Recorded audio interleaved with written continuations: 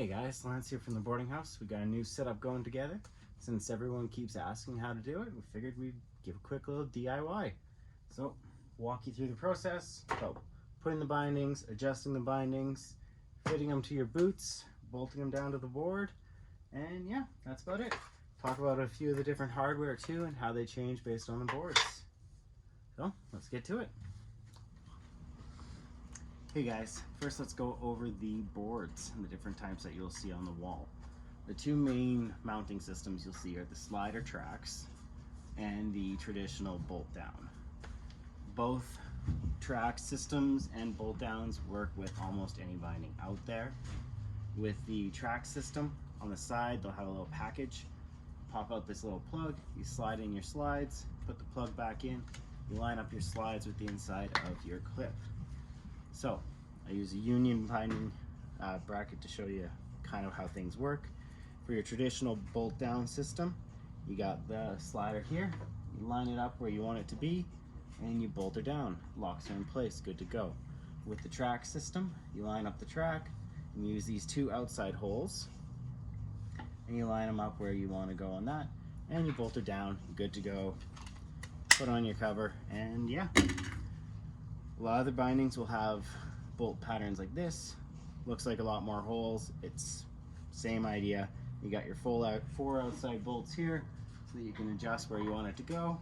And then if you go with the two inside ones here on that sort of center point there, that's how you bolt into your track system and pick and choose and dial in. With most hardware, you'll get two different types of bolts. With the Burton ones, for example, the silver ones are your traditional bolt-in ones, whereas the black ones go into your track system. The difference is with the track system, because the track comes up, you need a shorter bolt. Stuff like the union bindings, for example, you'll notice the drop-down pocket in the 4 bolts goes down lower, then the outside bolts is a shallower pocket. So basically, instead of having different bolts, they have the same set of bolts, but they do the same thing. And yeah, that's your traditional system. Now, we'll bring over our shop board to show you the EST bindings. So, if you notice on these bindings, they have that track system on the outside. The bolts can bolt down. These bindings are designed for these boards. They give you a wider footprint and a better hold. Plus, the micro tuning and dialing is really cool on these. Fun option, these bindings only go on this style of board.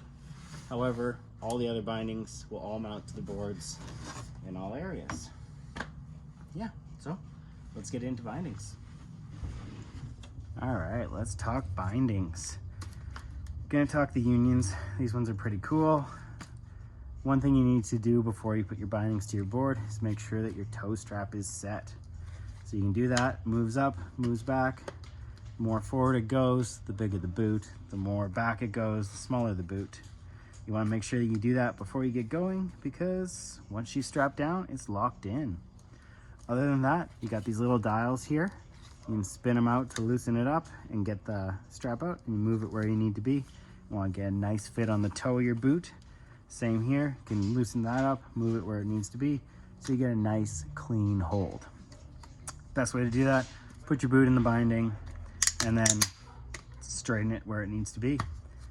Some bindings, like the Forces here, have some extra things. You've got tracks that can move the front back and forward. Once again, more forward, bigger boot. Farther back, smaller boot. You want to line that up so you get the maximum use of the binding on the board. Yeah, so that's it. All the different bindings are going to be a little bit different. Have different features to them, different ways of strapping in. But at the end of the day, they're all pretty consistent. Different text, different adjustment angles, different tweaks, but generally it's all the same. Read the instructions that come with the bindings and you'll be good to go. All right, let's go get them mounted. All right, now I got the boot mounted to the binding. I've set the straps. I've got the nose piece where I want it. And time to pull off the boots and get everything mounted. All right, now it's time to mount her. Pull up the top here. Exposes the track system. This is how you set your dial. You'll see the little line. That's what you're going to shoot for. Since we're doing the 4 bolts instead of the channel system, we'll be using the outside angle.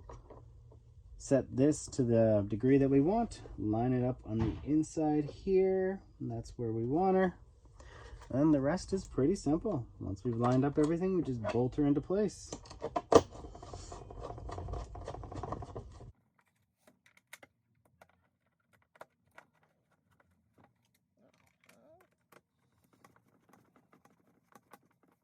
Using a number 3 Phillips head for this. See that the black ones here again, as we mentioned before, on the channel system, that's what those are for. These bindings have both bolts. Other bindings will have different plates with different depths. Look at your bindings, read your manual if you're lost. This one has tracks that you can set in, so we're going to push it on the outside one because we already know the boots fit a little big. And yeah, that's it. She's strapped. She's ready for the customer to ride. Let's go.